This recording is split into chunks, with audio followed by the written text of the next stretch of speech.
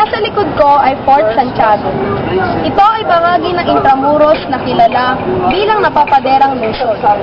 Dito rin namalagi si Rizal sa huling bahagi ng kanyang buhay bago siya ibitay sa may bagong bayan. Halika't samahan ninyo ako na tuklasin ang mga istorya sa likod ng mga makasaysayang pader na ito. Ang kuta ng Santiago o Fort Santiago ay tinuna sa pangalan ni Santiago de Vera, na bumuo ng plano at nagpagawa ng kuta ito. Sa mga Kastila, ang pangalan Santiago ay dapat-dapat sa dahilan ang kanilang pangbansang patron ay si Santiago.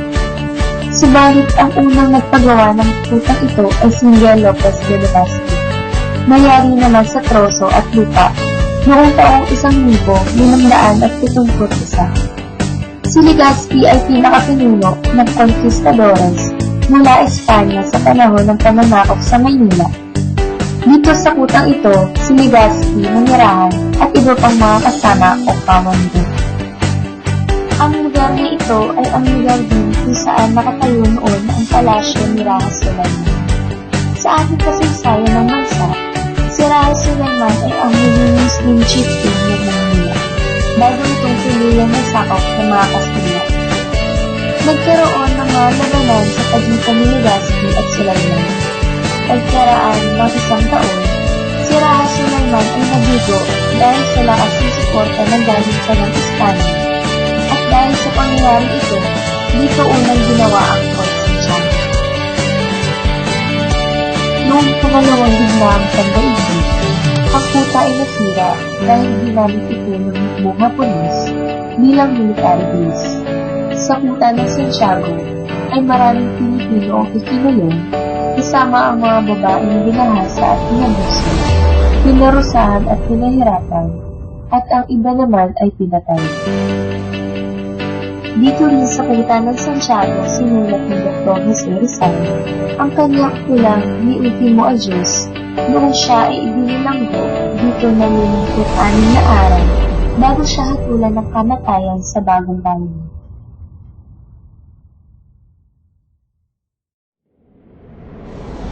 Si Jose Protasio Rizal Mercado y Alonso Realonda o Dr. Jose Rizal.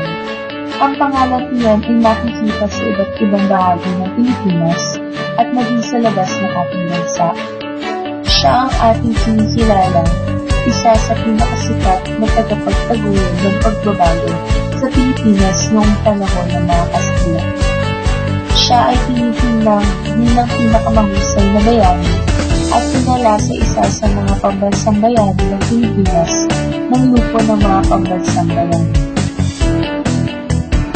Galing si Jose Rizal sa isang mayamang pamilya sa Calamba, Laguna, at pang-ito sa 11 anak ng mag-asawang Francisco Engracio Rizal Mercado y Alejandro at ng asawa nitong si Teodora Morales Alonso Realonda Estinos. Nag-aral siya sa Ateneo Municipal de Manila at nakakaya ng diploma sa Bachelor ng Sini. At siya rin ay nag-aral ng medisina sa Universidad de Santo Tomas.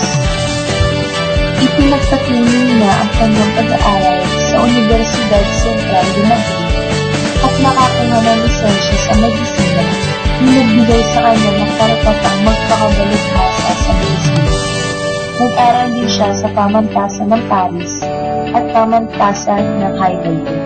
Isang polimata si Jose Rizal. Maliban sa medisina, magaling din siya sa pagpinta, pagguhit, paglilok at pag-ukit.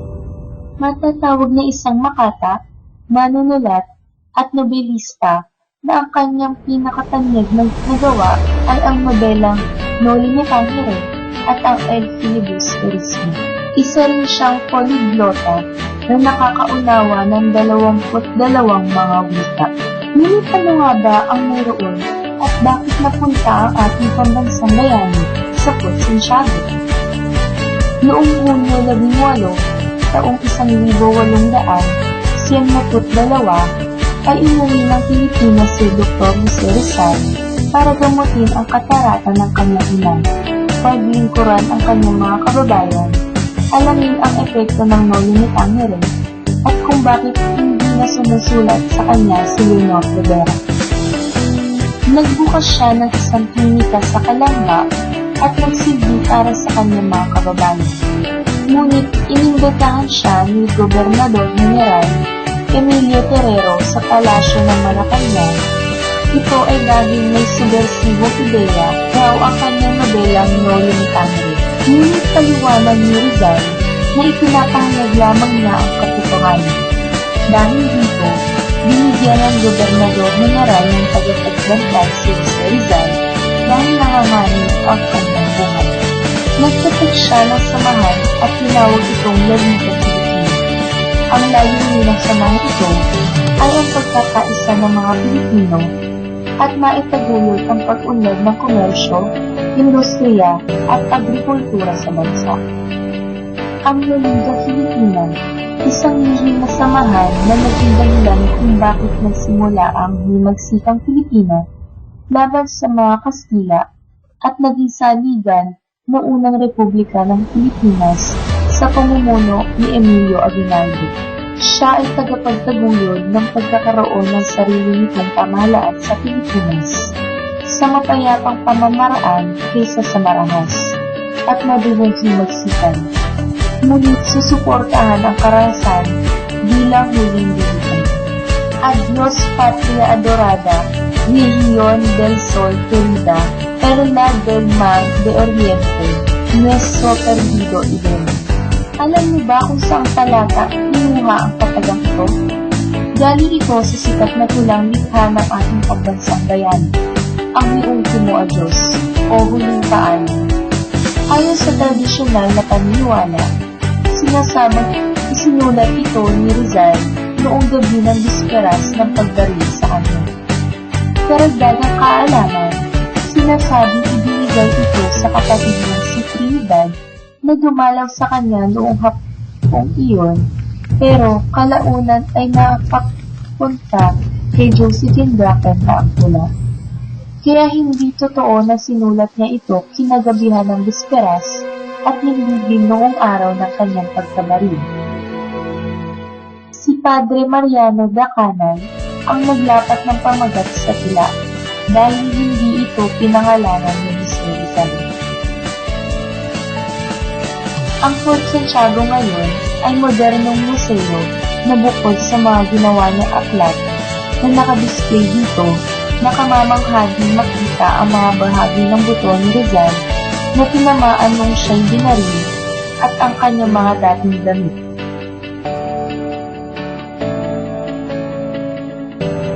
My name is Jane.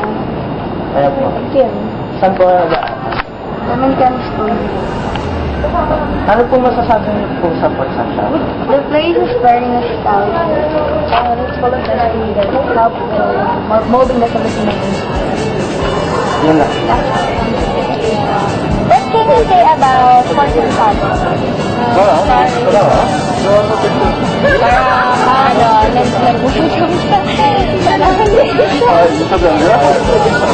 Sa tingin nyo, ano yung version pa ni Rizal? 887.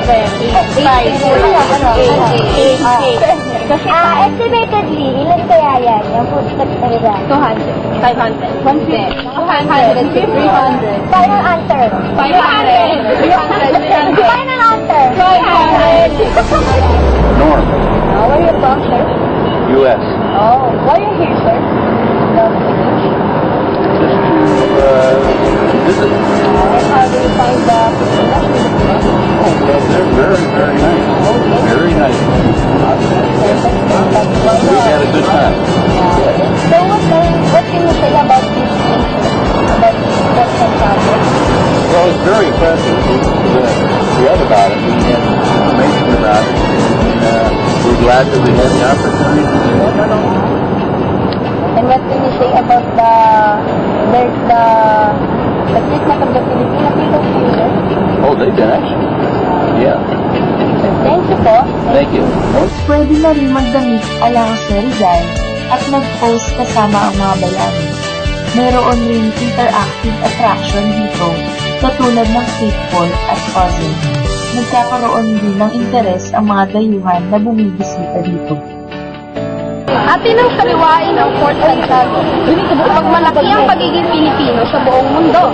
Sabi nga ni Gato Rizal, ang di marunong tumingin sa pinanggalingan ay di makakarating sa kinaroroonan.